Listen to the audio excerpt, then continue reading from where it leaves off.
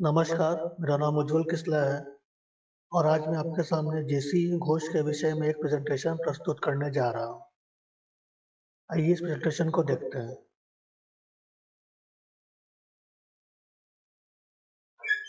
जेसी घोष यानी कि ज्ञान चंद्र घोष का जन्म 4 सितंबर 1894 को हुआ था और वो एक प्रसिद्ध भारतीय केमिस्ट रहे जिन्होंने कि भारत में विज्ञान और टेक्नोलॉजी के विकास में बहुत योगदान दिया।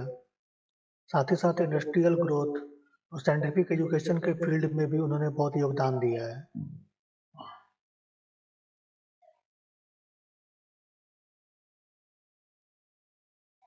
जेसी घोष का जन्म एक बंगाली कायस्थ परिवार में हुआ था, गिरिडीह, झारखंड में।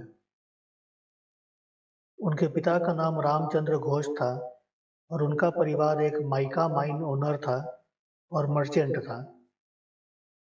जेसी घोष की शुरुआती एजुकेशन गिरिडीह हाई स्कूल में हुई, जहां पर कि छोटा नागपुर डिवीजन में वो टॉप किए 1909 के एग्जाम में। और इसके आगे की पढ़ाई के लिए वो कलकत्ता चले गए, जहां उनका दाखिला प्रसिद्ध प्रेसिडेंसी कॉलेज में हो गया।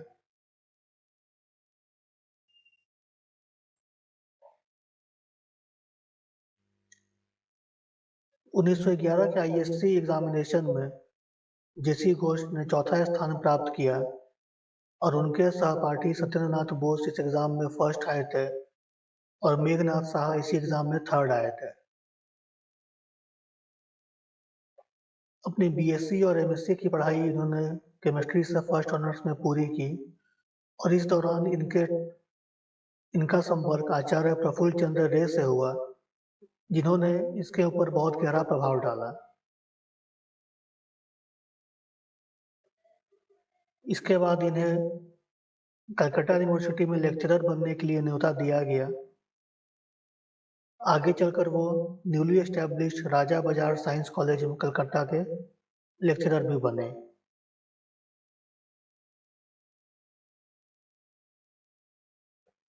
इसी दौरान सर तारक नाथ पालित स्कॉलरशिप और Premchand Raichand student of the year award के तहत जेसी घोष को मौका मिला कि वो इंग्लैंड जाकर अपनी डॉक्टरल की पढ़ाई को कर सकें। इसलिए वो फिर लंदन गए और वहाँ पर यूनिवर्सिटी कॉलेज ऑफ साइंस में इनका दाखिला हुआ। लंदन में रहते हुए इन्होंने फोटो केमिस्ट्री के ऊपर में रिसर्च किया और स्ट्रॉन्ग इलेक्ट्रोलाइट्स और आयोनाइजेशन थ्योरी के विषय में भी इन्होंने बहुत महत्वपूर्ण कार्य किया। इनकी जो ग्राउंड ब्रेकिंग रिसर्च थी, इससे इनके ऊपर ध्यान उस समय के जो मशहूर साइंटिस्ट थे जैसे कि मैक्स प्लैंक, विलियम ब्रैग इत्यादि का भी ध्यान इन्होंने खींचा और उनसे भी इन्हें सहयोग प्राप्त हुआ। 1918 में इनकी डीएससी कंप्लीट हो गई और इन्हें स्ट्रॉन्ग इलेक्ट्रोलाइट्स के लिए डीएससी अवार्ड किया गया। इसके बाद ये वापस भारत लौट आए और 1921 में ढाका यूनिवर्सिटी में वो डिपार्टमेंट ऑफ केमिस्ट्री के हेड बन गए और लगभग अगले 20 वर्षों तक वो यहीं पर अपनी सेवाएं देते रहे। 1939 में जब सीवी रमन के बाद Indian institute of science Bangalore को एक नए हेड की जरूरत पड़ी, तो उन्होंने जेसी घोष को बुलाया और फिर वो सीवी रमन के बाद वहाँ के डायरेक्टर बन गए। आगे चलकर वो all India council of technical education के मेंबर बने। साथ ही साथ Indian institute of technology Kharagpur के एस्टेब्लिशमेंट में भी इनका महत्वपूर्ण योगदान रहा और वो यहाँ के पहले डायरेक्टर भी बने। 1954 में वो वापस कलकत्ता आ गए और कलकत्ता यूनिवर्सिटी के वाइस चांसलर बन गए।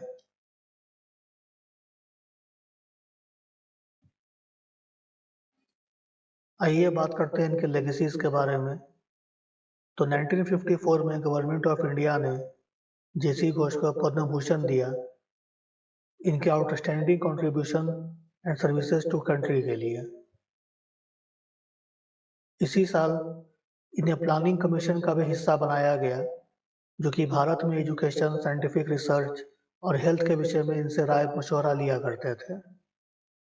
इसी दौरान भारत में सेकंड 5 ईयर प्लान भी चल रहा था। उसके पॉलिसीज फॉर्मुलेशन और भारत में टेक्निकल एजुकेशन किस प्रकार से दिया जाए, इन विषयों पर भी इन्होंने बहुत महत्वपूर्ण योगदान दिया। और वो अपने डिपार्टमेंट में काम करते रहे और इसी दौरान 21 जनवरी 1959 को इनका देहांत हो गया। तो इस तरह से हम देखते हैं कि जेसी घोष ने भारत के लिए साइंस टेक्नोलॉजी के फील्ड में बहुत सारे योगदान को प्रदान किया है और हम उन्हें नमन करते हैं। इस प्रेजेंटेशन को देखने के लिए आपका बहुत बहुत धन्यवाद।